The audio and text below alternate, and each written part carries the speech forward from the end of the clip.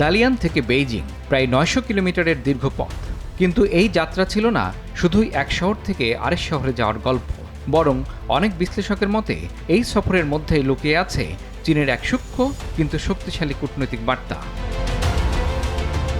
Malaysia সফর শেষে চীন পৌঁছান প্রধানমন্ত্রী তারেক রহমান। সেখান থেকে তাকে নেওয়া হয় বিশ্বের অন্যতম আধুনিক পরিবহন ব্যবস্থার অভিজ্ঞতা দিতে চীনের হাই স্পিড ট্রেনে। ঘণ্টায় ৩০০ থেকে ৩৫০ কিলোমিটার গতিতে ছুটে চলা এই ট্রেন শুধু পরিবহন নয়, এটি আজকের চীনের উন্নয়ন দর্শনের প্রতীক। কয়েক দশক আগেও যে দেশ উন্নয়নশীল অর্থনীতির চ্যালেঞ্জে লড়ছিল, সেই চীন এখন বিশ্বের সবচেয়ে বড় হাই স্পিড রেল নেটওয়ার্কের মালিক। বিশ্বের হাই স্পিড রেল ব্যবস্থার সবচেয়ে বড় অংশ এখন চীনের দখলে। ৪৫,০০০ কিলোমিটারেরও বেশি বিস্তৃত এই নেটওয়ার্ক শুধু শহরকে শহরের সঙ্গে যুক্ত করেনি, বরং শিল্পায়ন, আঞ্চলিক উন্নয়ন এবং অর্থনৈতিক প্রবৃদ্ধির গতিকেও বহুগুণ বাড়িয়ে দিয়েছে। কিন্তু প্রশ্ন হলো, একজন বিদেশি সরকার প্রধানকে কেন এই ট্রেনে ভ্রমণ করানো হলো?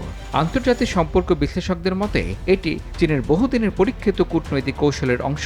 সফরে আসা বিদেশি নেতাদের শুধু বৈঠক কক্ষে সীমাবদ্ধ রাখা হয় না, তাদের সামনে তুলে ধরা হয় চীনের উন্নয়ন, প্রযুক্তি এবং অবকাঠামোগত সক্ষমতার বাস্তব চিত্র।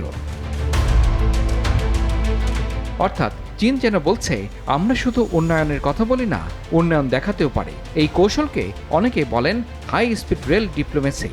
রাশিয়া, কাজাখস্তান, ভেনেজুয়েলা সহ বিভিন্ন দেশের নেতারাও অতীতে এমন অভিজ্ঞতার অংশ হয়েছেন, আর সেই তালিকায় এবার যুক্ত হল বাংলাদেশের নাম। বাংলাদেশ ও চীনের সম্পর্ক গত এক দশকে নতুন উচ্চতায় পৌঁছেছে। কর্ণফুলী টানেল, পদ্মা রেল সংযোগ, বিদ্যুৎ প্রকল্প সহ বিভিন্ন অবকাঠামো উন্নয়নে চীনের অংশগ্রহণ দুই দেশের সহযোগিতাকে আরও দৃঢ় করেছে। এমন বাস্তবতায় বাংলাদেশের প্রধানমন্ত্রী তারেক রহমানের এই ট্রেন যাত্রা ভবিষ্যৎ সহযোগিতার নতুন সম্ভাবনার ইঙ্গিত বলে মনে করছেন পর্যবেক্ষকেরা।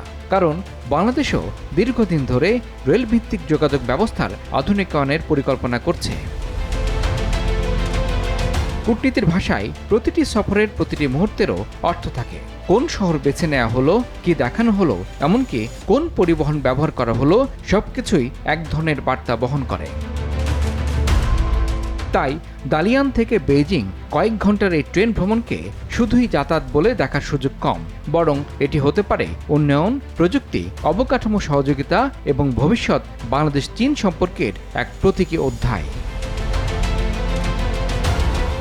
প্রশ্ন এখন একটাই, চীনের এই হাই স্পিড বার্তা বাংলাদেশের ভবিষ্যৎ উন্নয়ন পরিকল্পনায় কতটা প্রভাব ফেলবে? উত্তর মিলবে সময়ের সঙ্গে। তবে এটুকু নিশ্চিত, দালিয়ান থেকে বেইজিংয়ের এই যাত্রা কূটনৈতিক আলোচনায় বহুদিন আলোচিত হবে। ইমরুল হাসান, RTV।